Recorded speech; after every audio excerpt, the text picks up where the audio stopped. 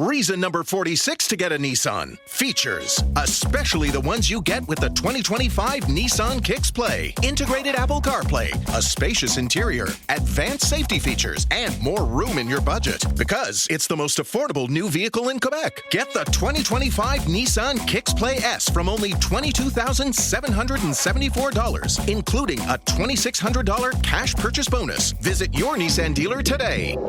Until March 2nd, conditions apply. Details at Nissan. Let's talk about a situation probably many of us are facing. Someone in our lives that is not taking COVID-19 seriously. How do you talk to someone who isn't taking this seriously? How do you get the message across? With more on this, let's join Dr. Igor Grossmann, an associate professor of psychology at the University of Waterloo and director of the Wisdom and Culture Laboratory. Hi, doctor.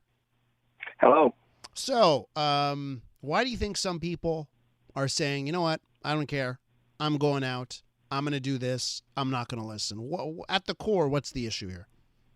Well, there are two things to consider. Number one is that for many people, this is a very difficult dilemma of, on the one hand, you have the social liberties that you sort of have to sacrifice. On the other hand, there's the common good of the society that you live in.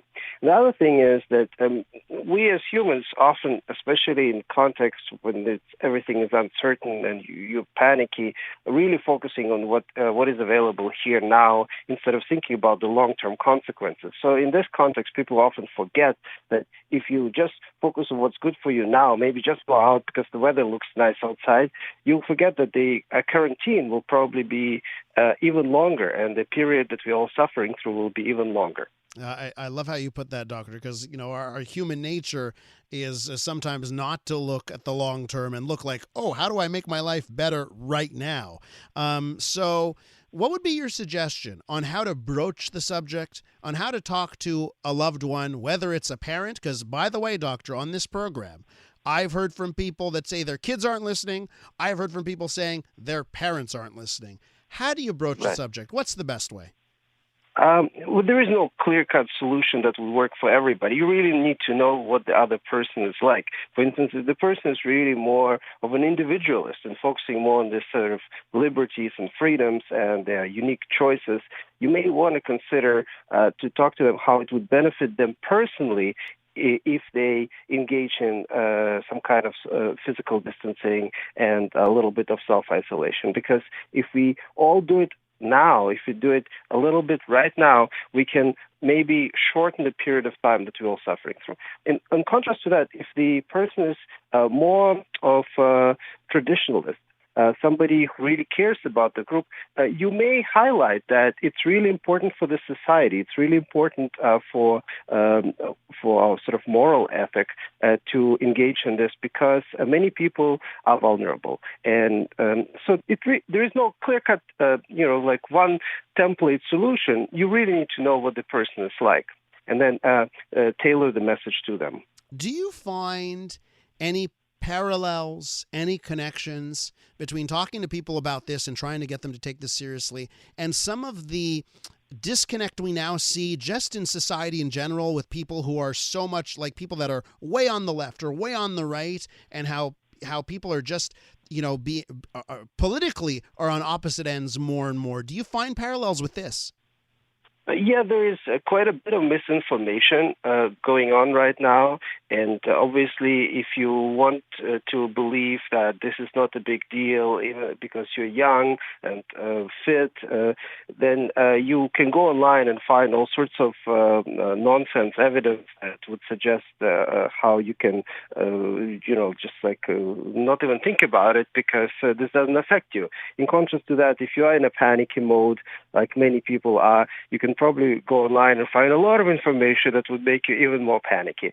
So yes, definitely through social media and through general news, you can create sort of almost alternate realities nowadays, similar to how it has affected political spectrum in the past.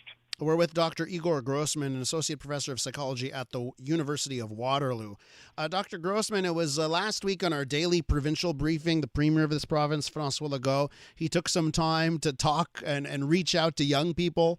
And he said, listen, I understand. I was young too. I get it. And then he had a sort of call out, a shout out to social media influencers to try and pass the message along in social media. Hey, young people, now's not the time to go out.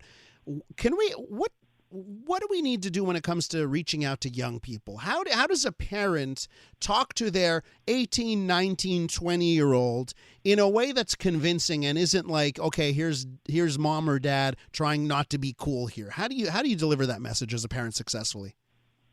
I think one thing that you have to remind people of that the idea that this only affects people over 40 or something or over 30, it doesn't affect the young adults and teenagers, is absolute nonsense. There's enough statistics now that suggest that young adults are affected by this as well, not as much as elderly citizens, but nevertheless, especially if they have friends who may be smokers or vapors or use recreational drugs. Those people will be particularly affected. And maybe communicate to them and saying, look, you may not have the consequences of this as strongly, but a friend of yours who is the same age as you may be affected by this. And that's why you have to do it. And maybe one of the more effective messages, as well as dispel of this misinformation that it doesn't affect young people, because it does.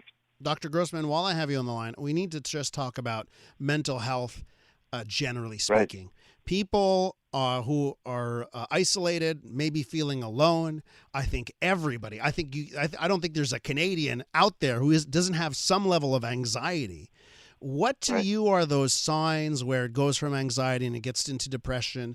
And it's something where, people need to start to take a look here at dealing with depression. And, what's your advice for people that are feeling, who have those feelings right now? Well, first of all, a lot of people are experiencing this type of symptoms, especially during the time of uncertainty. One thing you have to try to do is to establish other ways to connecting to loved ones and your friends through various technologies that are available now through the internet, through various platforms that one could use. That's one thing. The other thing to consider is potentially if you have the opportunity to go out, especially if the sun is shining, just for a few minutes on a porch, maybe in the backyard.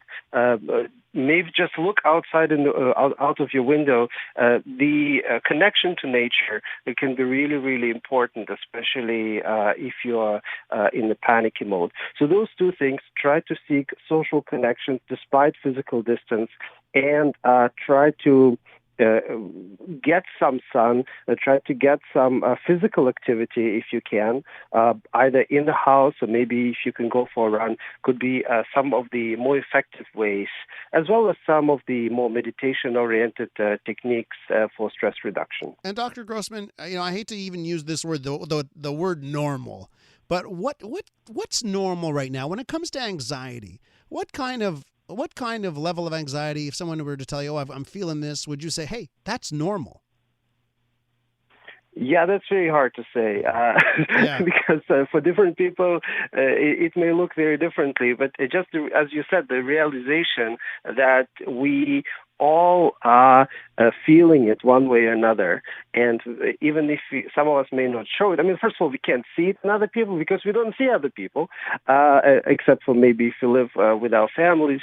And then we will see that our families are also anxious. But different people express it differently. Nevertheless, I think some level of anxiety is, definitely you would say normal. But there are also ways you can potentially downregulate it, for instance, by limiting your exposure to constant media influx and not looking for every single piece of additional information that's popping out every few minutes on the news. I would agree with that, Doctor. You got to give your brain a break at times. Thanks so much for coming on the program.